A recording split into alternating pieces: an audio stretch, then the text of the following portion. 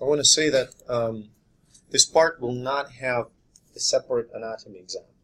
Lymphatic anatomy is so small and simple that it will be merged with the pulmonary anatomy. Together they add up. If I can squeeze like 25 questions of it, that would be absolutely unheard of. Both anatomies are really, really small, so I always combine them together. So we're going to start the conversation by talking about the components of the blood. So the blood components, there are two main parts. It's the plasma and the formed elements. Essentially, plasma is actually a solution of proteins, nutrients, salts in water, and formed elements are the cells. Let's talk about the plasma first.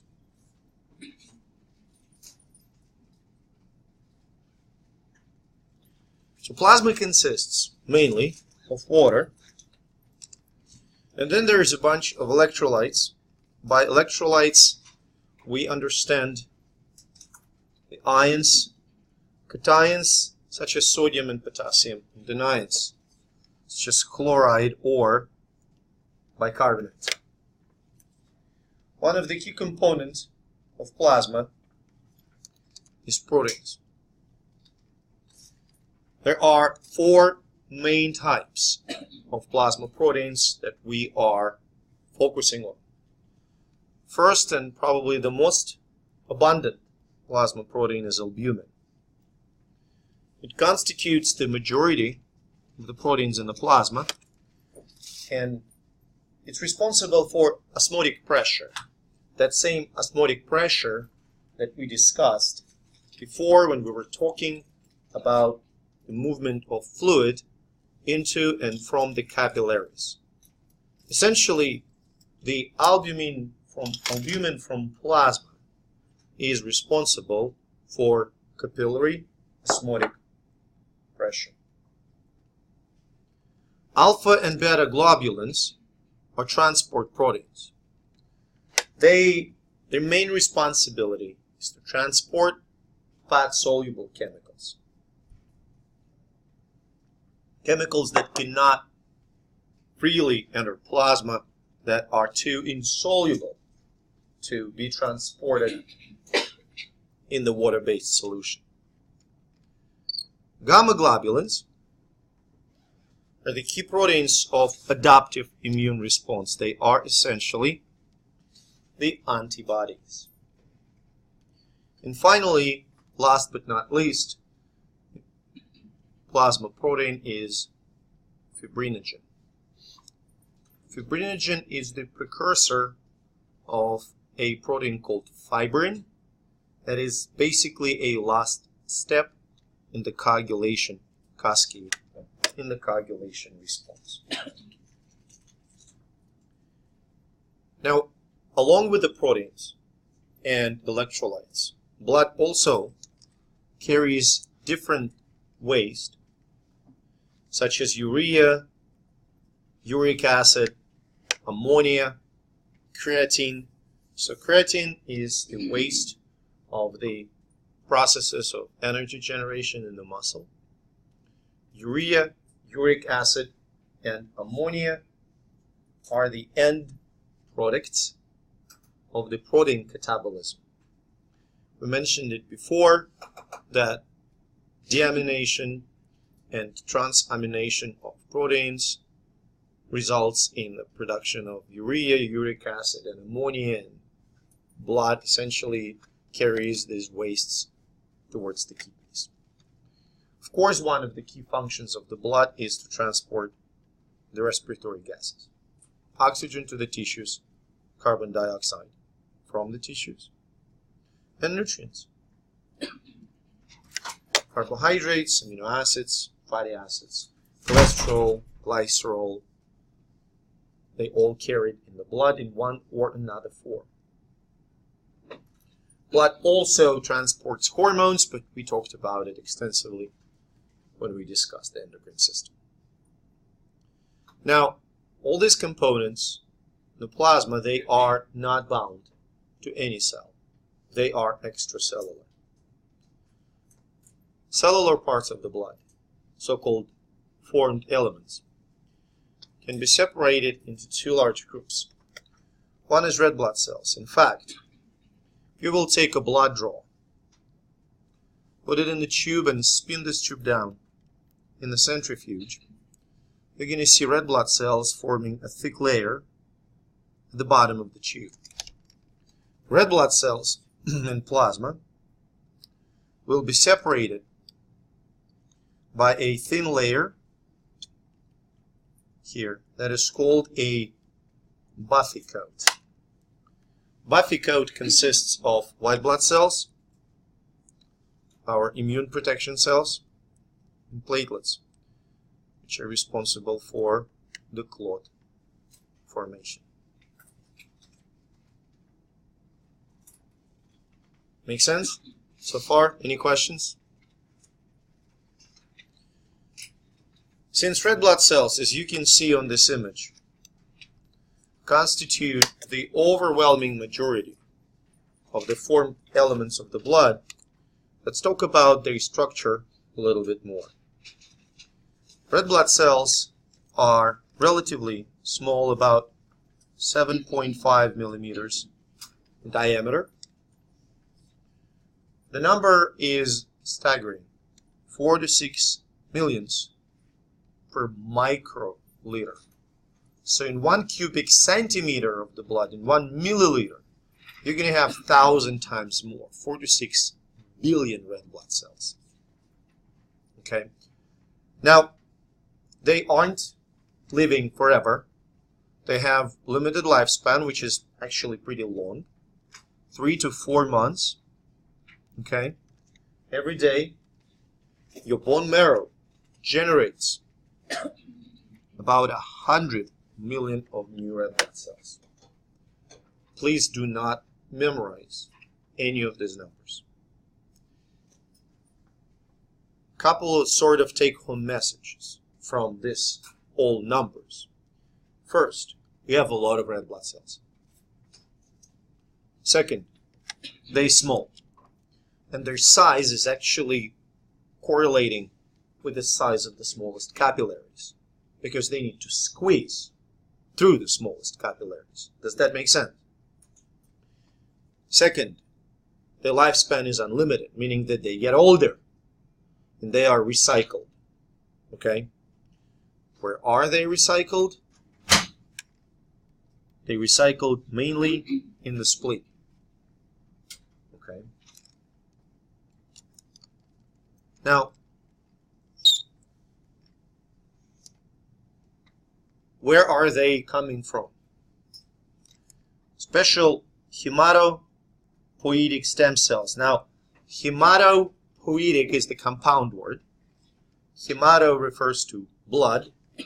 Poiesis in general refers to production. Hematopoiesis or hemopoiesis, generation of the new blood cells. Usually, hematopoiesis refers to red blood cells. For instance, leukopoiesis refers to white blood cells, leukocytes. Thrombopoiesis refers to thrombocytes. The process is illustrated on this sequence, and you don't need to know any of the intermediate steps. I just want to show you that we've got a stem cell which can become virtually any cell of the blood, but at some point, when it differentiates, its differentiation pathway leads to the production of red blood cell. So what can stimulate red blood cells production? Well, what is the function? Let's remember, it's an oxygen transport. If for some reason your tissues do not receive enough oxygen, that will immediately stimulate the production of new red blood cells. So it can be decreased oxygen availability in general, such as being in a high altitude. Okay. decreased amount of hemoglobin in a single cell. It's called decreased mean cell hemoglobin. Or decreased iron intake, so-called iron deficiency anemia. Or blood loss, decreased numbers of red blood cells. And a really interesting disease that can be caused by antibiotic chloramphenicol is called aplastic anemia. In aplastic anemia, your bone marrow is unable to produce capable erythrocytes. Usually what you're going to observe are an increased number of reticulocytes which are dysfunctional. So it's kind of an interesting story. Your bone marrow is defective. It does not produce the sufficient amount of red blood cells, which stimulates your bone marrow to produce red blood cells, which it can't produce, so it keeps churning out dysfunctional cells. Does that make sense? Now, let's look at the shape. Sometimes the shape of the red blood cell here is compared to the shape of a donut with a donut hole inside. Like, donut holes. It's called biconcave shape. These depressions serve two roles. One role is increased surface. We all know, if somebody says increased surface, what do you have to think about? Why do we need to increase a surface? Increased, why do we need increased surface area? Increased absorption is the one specific case, generally transport. Absorption is the transport. In this case, well, technically it's absorption. Absorption of carbon dioxide in the tissues or oxygen in the lungs. Does that make sense? Another actual reason why this shape is beneficial, it gives those cells extra flexibility. If you would look under the microscope in the blood flow through the capillaries, these cells are squeezing through. They are deformed. They squished. So having that thinner part in the center gives them an extra flexibility. Does that make sense to you? Red blood cells lack two critical cellular organelles. They do not have nucleus or mitochondria. Since they don't have mitochondria, which type of metabolism they cannot carry out? Aerobic. Which, actually, if you think about this, makes a wonderful sense. They cannot carry out aerobic metabolism, therefore, they will not waste oxygen that they carry. Does that make sense to you? And honestly, the oxygen-carrying cells, there's not much metabolism going on, really. Okay? And nucleus, they terminally differentiated cells. There are no genes that they need to express in response to any environmental changes, basically. Okay? Now, the most abundant protein that is normally confined entirely to red blood cells is hemoglobin. Hemoglobin should not be in the blood, obviously. So hemoglobin in the blood, I mean in the plasma. It should be all in the red blood cells. Does that make sense to you? So hemoglobin, the protein component, consists of 4 subunits, 2 beta globin chains, and 2 alpha globin chains. 4 subunits altogether. Each subunit binds a molecule of heme.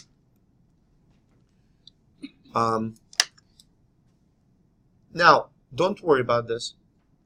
My quick question, look at the molecule of heme. Can you see the molecule? I know that it's kind of Let me dim the lights a little bit. Can you see the molecule? It's quite a big organic molecule, right? We don't need to know the structure, but I can tell you that some physiology courses, I have no idea why. Students are required to know the structure of heme. I seriously, I have no idea what's the point. So you know, well, cool. We're going to forget it when the exam is over. Okay. Interesting tidbit. The structure of heme is very similar to the structure of chlorophyll, the pigment found in plants that absorbs light. They belong to the same class, porphyrin molecules. Now, forget about all of this. The key thing here is that molecule of heme coordinates an atom of iron in the center. Can you see iron? Iron is your oxygen carrying part. Now look at the image of hemoglobin in the left bottom corner that I just circled blue, and tell me how many molecules of heme can you see in one molecule of hemoglobin? 4. Meaning how many iron atoms are there? 4. Meaning how many oxygens one molecule of hemoglobin can carry? 4. I mean, it doesn't have to. You can think of it as some kind of an oxygen Uber, okay? It can carry 4 oxygen passenger. But it doesn't have to. It can carry 1 or 2 or 3 or 4, but not more than 4 oxygens. Is that clear? When hemoglobin binds oxygen, it becomes oxyhemoglobin. That's the term. Oxyhemoglobin travels to the tissues where it unloads oxygen into the tissues, becoming hemoglobin again. Hemoglobin returns to the lungs, and so cycle goes on and on. Does that make sense? Now let's talk about specifically erythropoiesis again. Erythropoiesis. Remember, poiesis means what? Poiesis. Making, right? Making new, right? Making things. So erythropoiesis, making new erythrocytes. Another name for red blood cells is erythrocytes.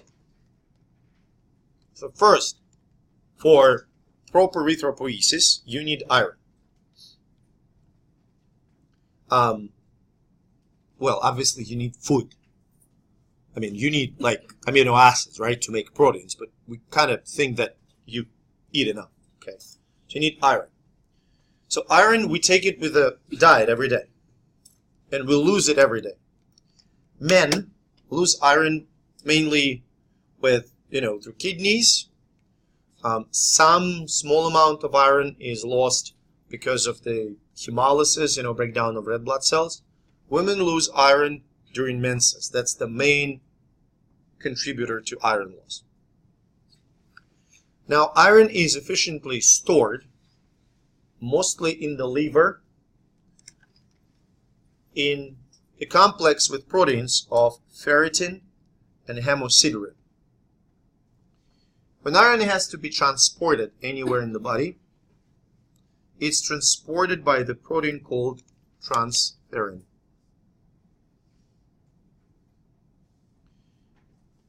Why I focus so much on iron, the fact that iron is stored and transported via complex with a protein.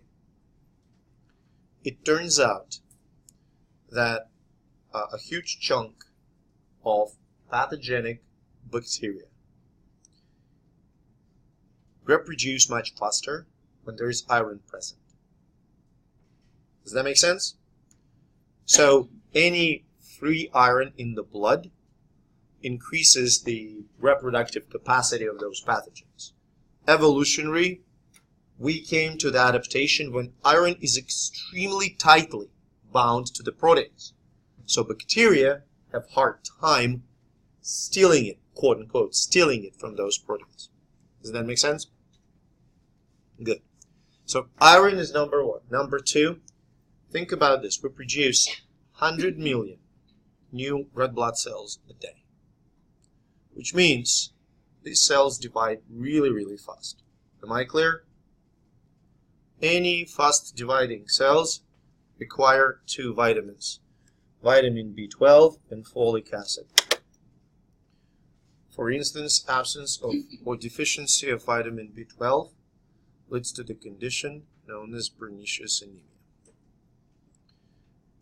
And there is one cohort of healthy people who often are prescribed folic acid as the nutritional supplement for several months.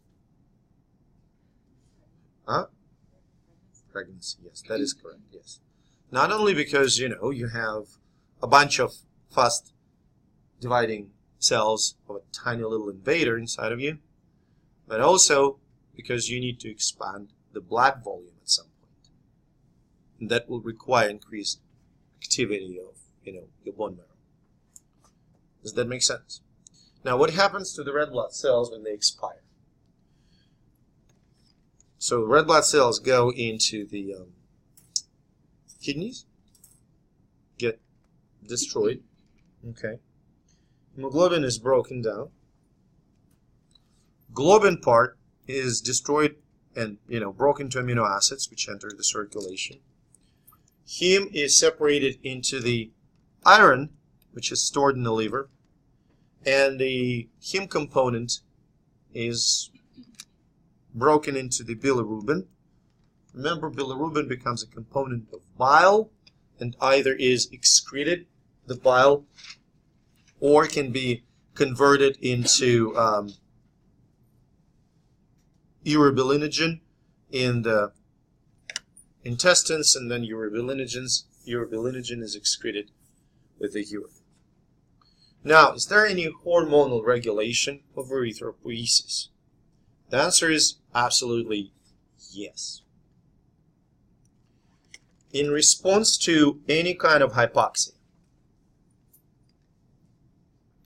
kidneys produce the hormone called erythropoietin, or, as you may have heard the acronym, EPO. Erythropoietin stimulates bone marrow to produce new red blood cells. Erythropoietin, as you probably know, is the performance enhancement drug banned in all the countries. Works great. Also can give you a stroke because elevated number of red blood cells, abruptly elevated number of red blood cells, increases the viscosity of the blood. Any questions so far? We're good? Now this is a really cool story. It's the story of a disease. The disease called sickle cell anemia. That's the normal red blood cell here on top, and this one on the bottom is abnormal. And all this happens because of a single mutation in the DNA, in the gene for the globin chain. Okay? In this globin chain, glutamic acid is substituted as the result of this mutation by valine. If you want sort of biochemical details, glutamic acid is hydrophilic, negatively charged amino acid residue. Valine is hydrophobic residue. It completely changes the structure of hemoglobin from normal hemoglobin A to abnormal hemoglobin S.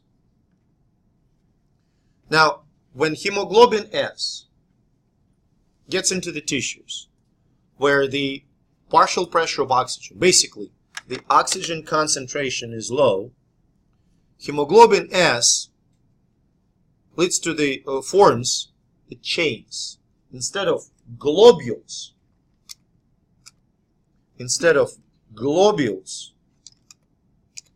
it forms chains. And these chains leads to abnormal sickle shape of the red blood cells. So far, you follow me? So the sickle-shaped red blood cells can first of all damage the blood vessels because they aren't as squeezable, which leads to activation of endothelium, vasculitis, vessel inflammation. Also, they are more fragile, meaning that they are more sensitive to hemolysis. Okay? You can imagine that hemolysis, vascular inflammation leads to higher risk of cardiovascular disease, hypoxia, okay, kidney damage because of hemolysis. The treatment is hydroxyurea, which is the drug that stimulates production of fetal hemoglobin, or, sort of ideally, bone marrow transplant. Another condition that's associated with abnormal red blood cells, abnormal hemoglobin, is called thalassemia. Thalassemia is the group of diseases. It can be caused by a variety of different mutations, different changes. Essentially, it all leads to lower number of functional red blood cells, and it usually is diagnosed during the childhood. It leads to a variety of abnormalities, from bone deformities to problems with the heart to the splenomegaly, and we'll discuss splenomegaly. Other than that, as far as I know, thalassemia with a proper treatment is a chronic disease, which people can live with that. Main treatment, of course, is bone marrow transplant again. Here's an interesting story about thalassemia and sickle cell anemia, especially about sickle cell anemia. Sickle cell anemia is a mutation in one gene. You follow me? Now, I believe you have heard the term allele. Every gene exists as at least a pair of alleles. Okay? You get one allele from a mother and one allele from your father. So if you, in case of sickle cell anemia, if you receive a mutant allele from your mother and mutant allele from your father, you have a full-blown clinical infection. Does that make sense? It's a terrible condition.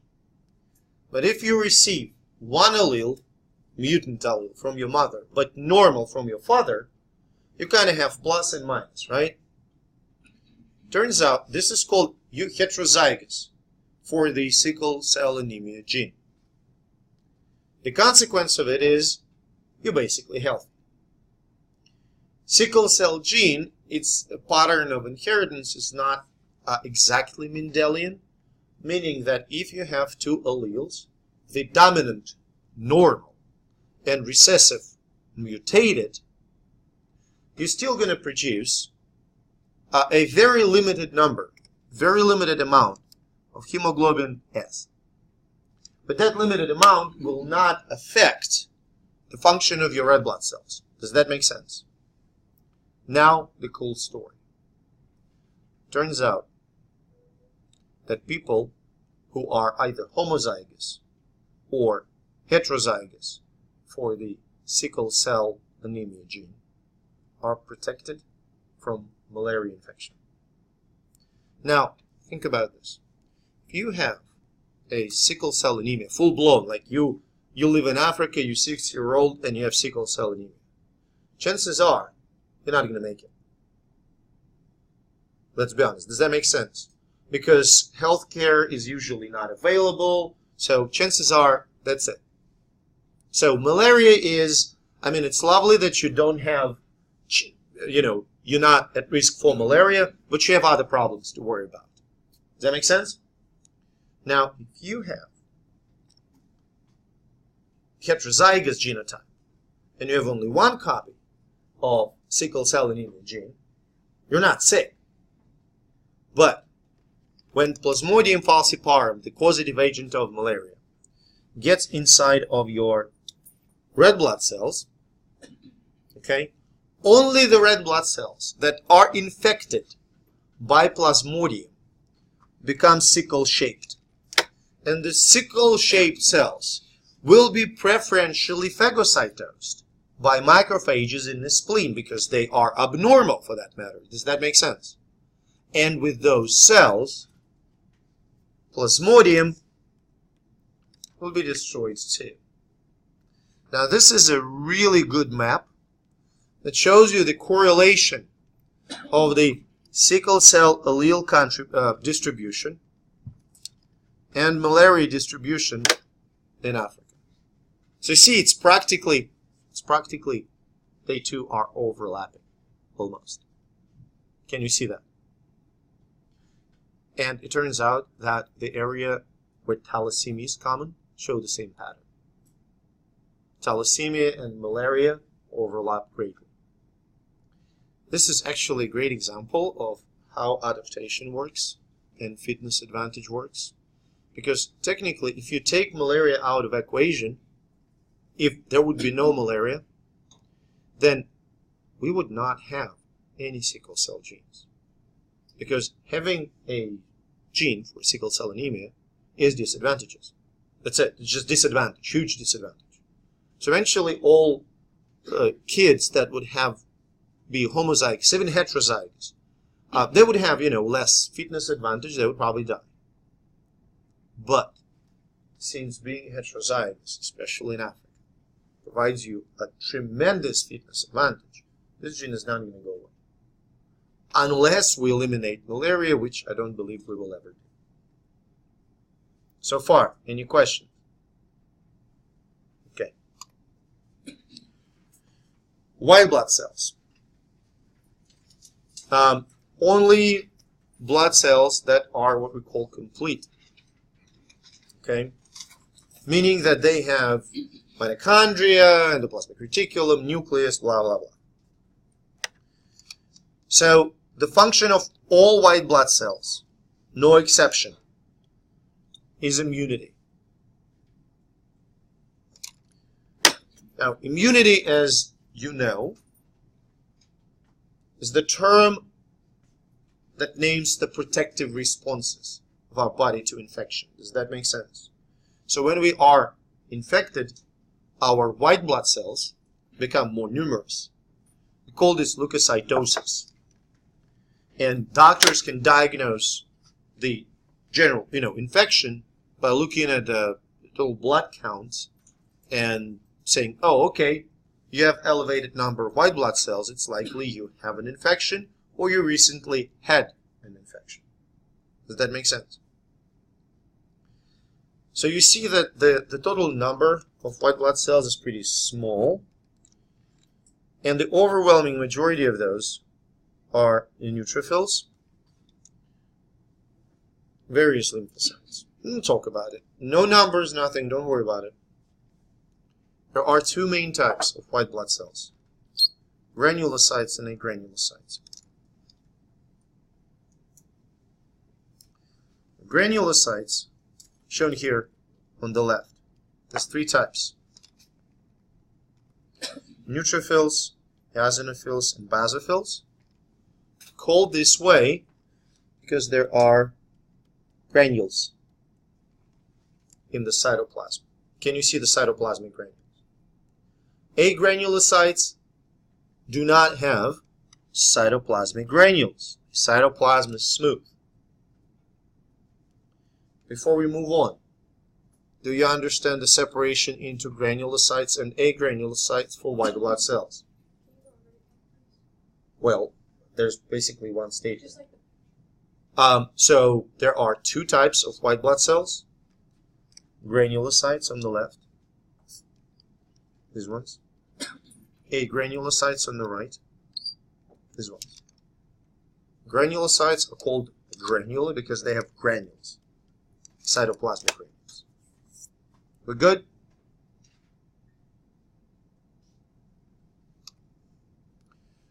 So what are the functions? I'm going to start with granulocytes.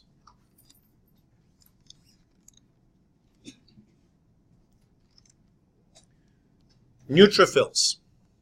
They're called neutrophils because they can be stained by both acidic and basic dyes. They have multi-lobed nucleus, so you see multiple lobes. They are the most numerous white blood cells. Their function is to kill bacterial cells. Does that make sense? They can phagocytose bacterial cells. So in case of bacterial infection, you're going to have elevated number of neutrophils. Your physician can see it, tell you, okay, you have a bacterial, not viral infection. Does that make sense? Good. Eosinophils, stained by acidic dyes.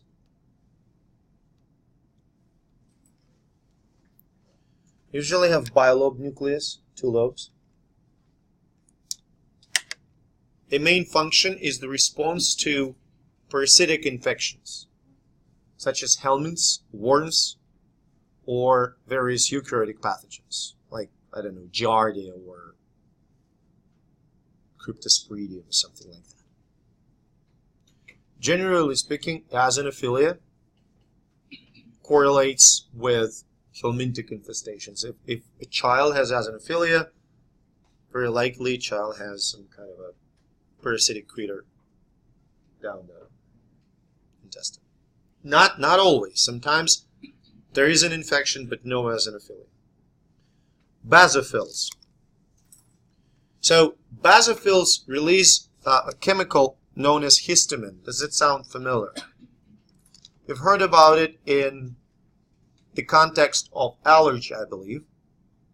But in fact, histamine is just overall inflammatory chemical. So basophils are responsible for inflammation. You good? So kind of sum it up. Normal functions, neutrophils, response to bacterial infections. Eosinophils, response to helminthic and protozoan infections. Basophils, inflammatory function. However, both basophils and eosinophils sometimes go sort of sideways. Eosinophils and basophils are involved into the allergic reactions. Okay, so when the term for all granulocytes, when they get activated, you understand the term activation, right? So say neutrophil encounters the bacterium, gets activated. All activated granulocytes release granules. And the content of that granules can be, say, different oxidative species for neutrophil or histamine for basophil. It's called degranulation. So you need to know, for these 3 types, you need to know what their function is, I suppose. Does that make sense? Bless you. Agranulocytes. 2 types. Lymphocytes, monocytes. We're going to start with lymphocytes. Okay? So lymphocytes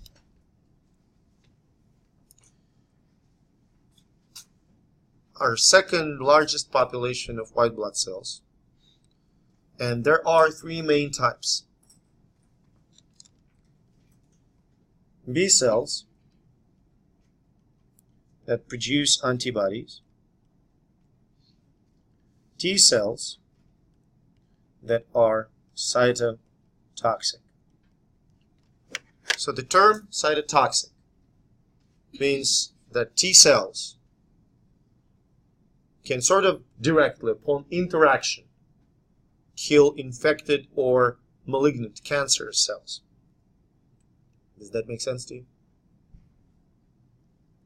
Now, important fact is that these cells belong to adaptive immunity. Now, we didn't tap into this yet. Kind of giving you sort of a heads up. When you get infected with common cold, your immune system will mount a specific immune response against that particular common cold virus. I don't know if anyone here had actual chickenpox. Okay, had chickenpox. So when you got infected with chickenpox, your immune system mounted a specific response against chickenpox. Not against flu, not against, I don't know, polio, against chickenpox. So that later, you have virtually no chances to acquire chickenpox again because your immune system now remembers it and has those memory cells. Now, cells that are responding to a specific pathogen are B and T cells. Is that clear? Third type of lymphocytes, so-called NK cells. NK stands for natural killer cells. Natural killer cells can attack infected or cancerous cells, but they are not specific. Does that make sense? So again, so they are cytotoxic, not specific. Are we clear? So basically what I'm trying to tell you is that if you get infected with, say, chickenpox, you get T cells that will destroy only other chickenpox infected cells. Or if you get a flu, you will have T cells developed that will destroy, kill only influenza infected cells. Does that make sense? NK cells will kill any cell that is infected, period. Whether it's infected with influenza, or chickenpox, or herpes, or rickettsia, anything.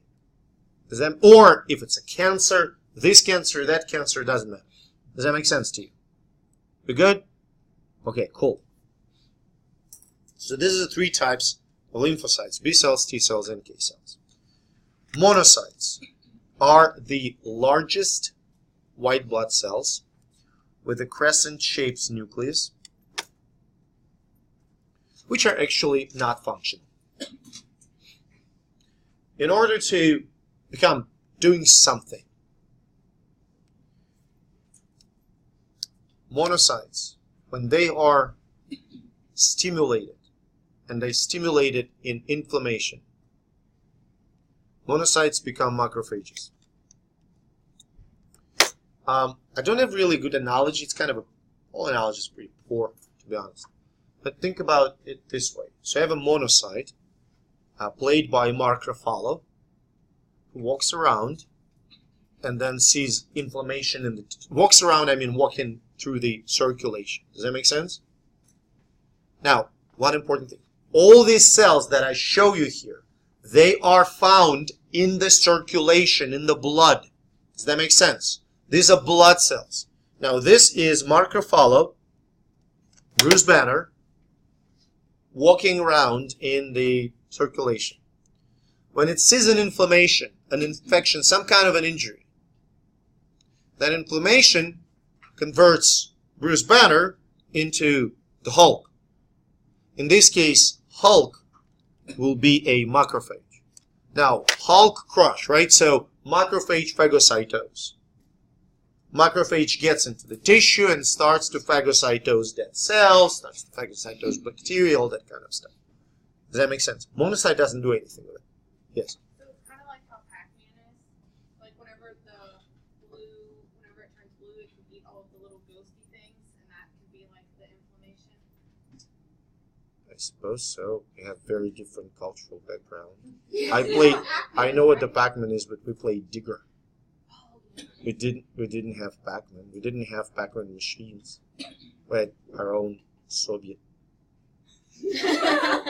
video games, which are not so much video games. I can tell you if you want to know later. Okay. Nothing too terrible, just slightly different.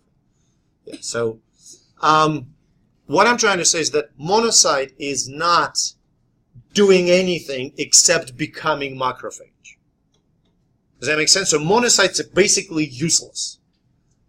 But it's pretty cool because unless there is something wrong, they do not become macrophages. So you don't have a bunch of hulks running around crushing stuff. Does that make sense? Only when they need it, they become hulks. They become macrophages. Good? Now, that's terribly overwhelming picture. And my point here in this picture is that first of all, you encounter a familiar cell, hematopoietic stem cell. That's the same cell that gives you RBCs, erythrocytes. Does that make sense? Same cell. This time, when it's stimulated by certain hematopoietic or leukopoietic factors, such as interleukins, or so-called colony-stimulating factors,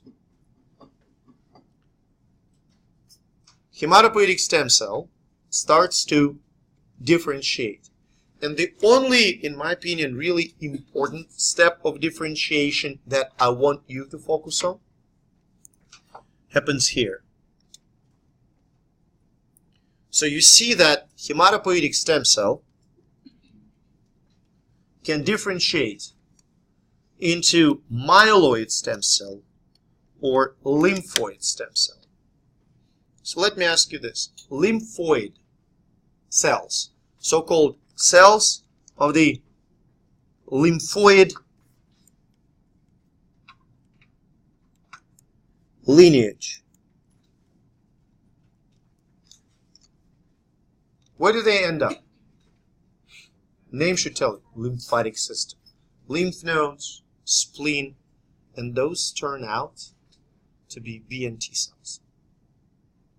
Okay? Am I clear? Now, what about myeloid? Myelo. Any idea what it means? That's what we're talking about.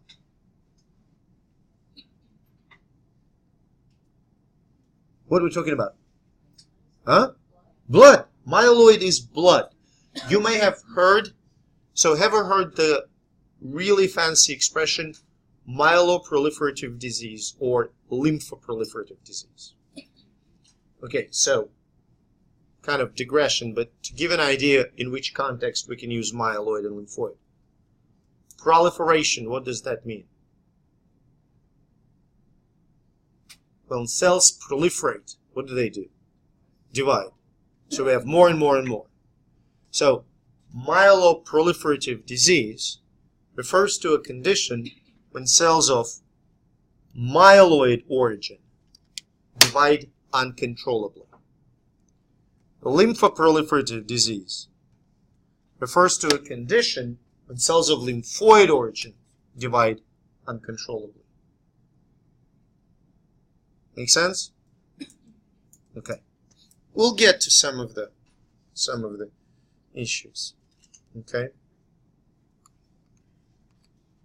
Okay. Actually, speaking of the issues, let's chat about them now. Oh, for God's sakes. Okay. Cool. So I don't remember where I address it. Even if I address it further, we'll chat about it a little bit more. But basically, what I'm trying to tell you is that the process of blood cell generation is very tightly and very finely regulated by a variety of protein factors, chemicals like interleukins and colony stimulating factors. And if there is a disruption, and if your bone marrow cannot produce enough, then which conditions you can have? If your bone marrow fails to produce red blood cells, you have anemia. Anemia is the compound word. An means no. Emia means blood. Emia in general means blood. Now, if you have low capacity for producing white blood cells for one or another reason, you're going to have a condition called leukopenia. Okay? So, you can have leukopenia in general, low number of white blood cells, or you can have neutropenia, eosinopenia, okay? Low number of white blood cells. Usually, neutropenia or leukopenia, like severe ones, are the result of some kind of an infection, actually, when those cells are sequestered or destroyed by the infectious agent. What is more common is leukemia. Leukemia is the disease where your bone marrow produces too many white blood cells. Am I clear so far? The most common type of leukemia, common types, are the ones associated with the cells of lymphoid origin, lymphoproliferative diseases. There are two main types, acute leukemia and chronic leukemia. Sometimes they called acute lymphoblastic leukemia and chronic lymphoblastic leukemia. You can see them as the acronyms of ALL and CLL. Acute lymphoblastic leukemia is usually associated with abnormal proliferation of T cells. It's not exclusive, but mostly ALL is T cell leukemia. CLL is mainly B cell leukemia. Does that make sense? Now, the word lymphoblastic refers to, guess what? Lymphoblast, which is the cell that is precursor of the B or T cell. So, these types of leukemias usually characterized by abnormal production of these cells. They are precursors. Are they functional? No. So essentially you have a lot of white blood cells that can't work. So despite you have a lot of white blood cells, your immune system is down. Resources that should be distributed fairly are now directed to the white blood cell production. So your platelet count goes down. You are really sensitive to bruising. You usually have anemia because, not enough red blood cells. Does that make sense to you? So chronic lymphoblastic leukemia, if it's a first stage, uncomplicated, usually has pretty good prognosis. Survival rates are really high. Treatments usually are chemotherapy, bone marrow transplant. For acute lymphoblastic leukemia, usually prognosis were worse. Yes. Acute and chronic, yeah. Acute is usually considered to be worse. Now, in chronic lymphoblastic leukemia, let me hold on a second.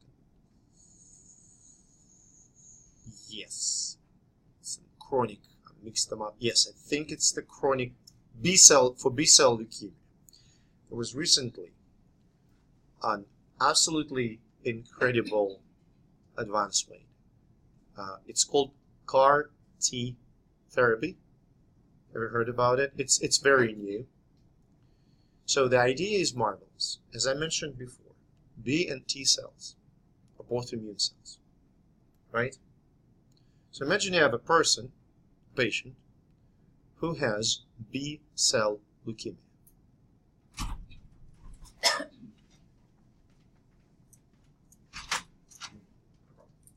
You have a patient who's B-cell leukemia.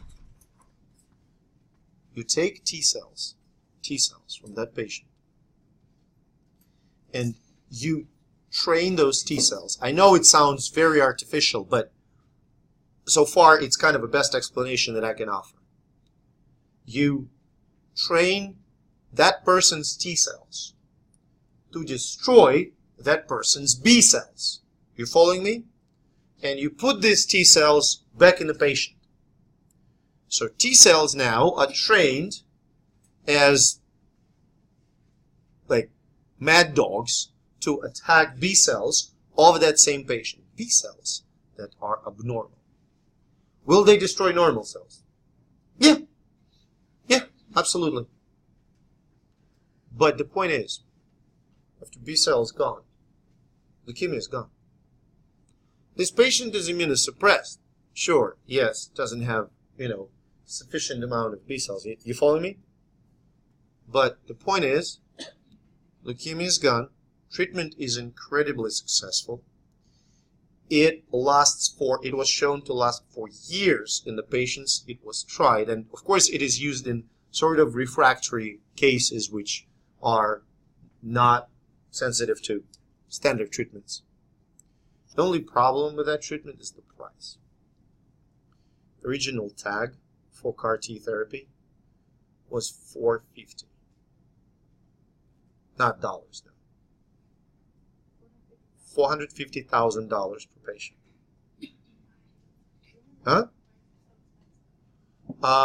I believe a lot of litigation costs are kind of put there, possible litigation costs. Also, I mean, it's kind of debatable story, but pharmaceutical companies do get some money back for the research that they perform. I read somewhere, so basically out of like 100 drugs, 100 possible drugs, only one goes on the market. But research goes on all 100, so they have to cover the cost of that research. Okay, I mean, and look, those companies make profit.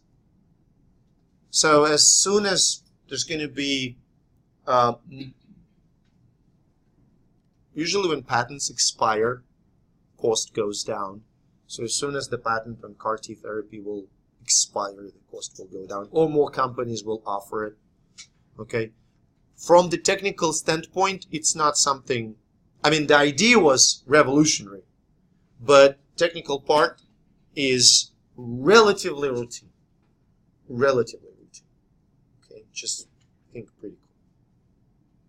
That makes sense? Who would pay that? In many cases, it's the clinical trial. I don't know if insurance companies will cover it. They probably will, because those are rare cases. They're not frequent.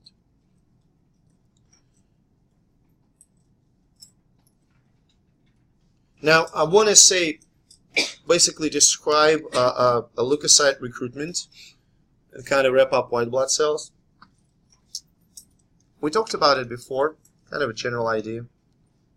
So if you have an infection or some other kind of tissue injury, okay, cells will release inflammatory cytokines. Like this green star over here is an inflammatory cytokine.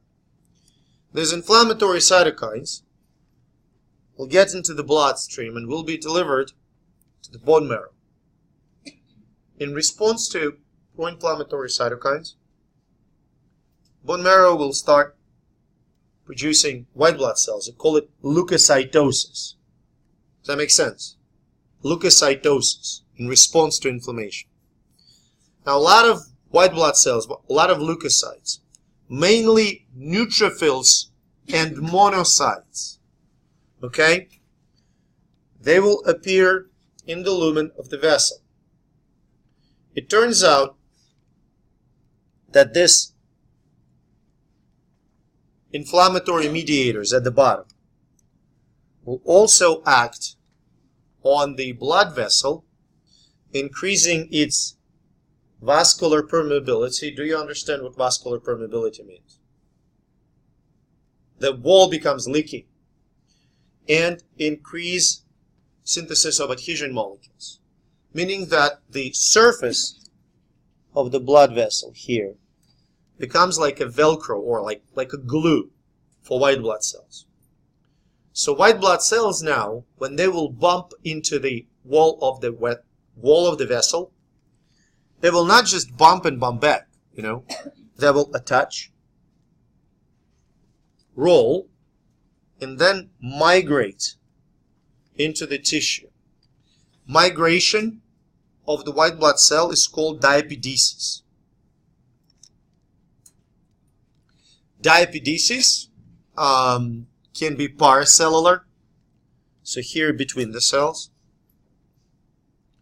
or can be transcellular, when white blood cells goes through the pore in the endothelial cell.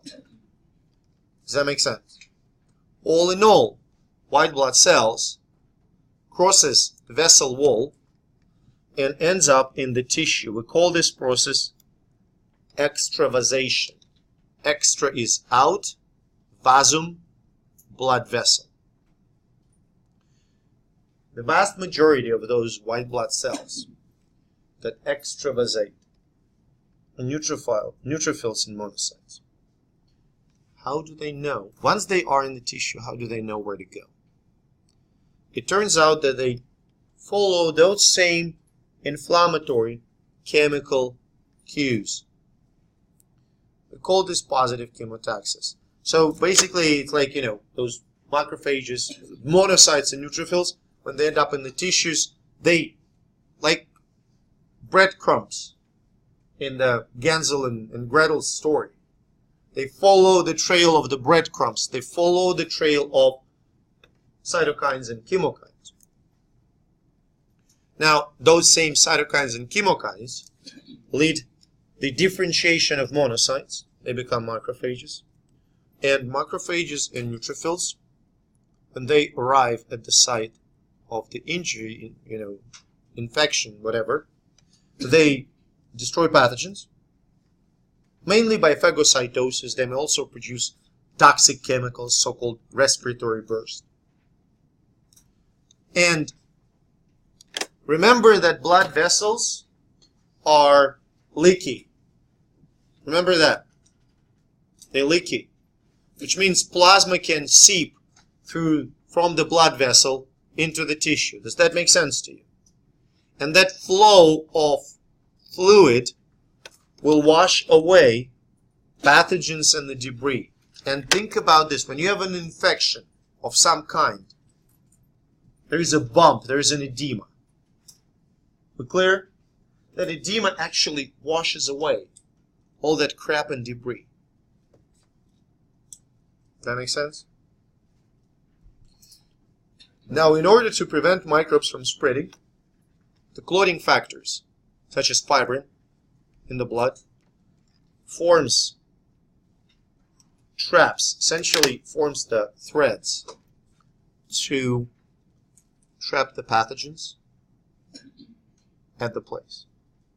So macrophages and neutrophils can successfully destroy that. Okay? Now we're going to wrap it up at this point.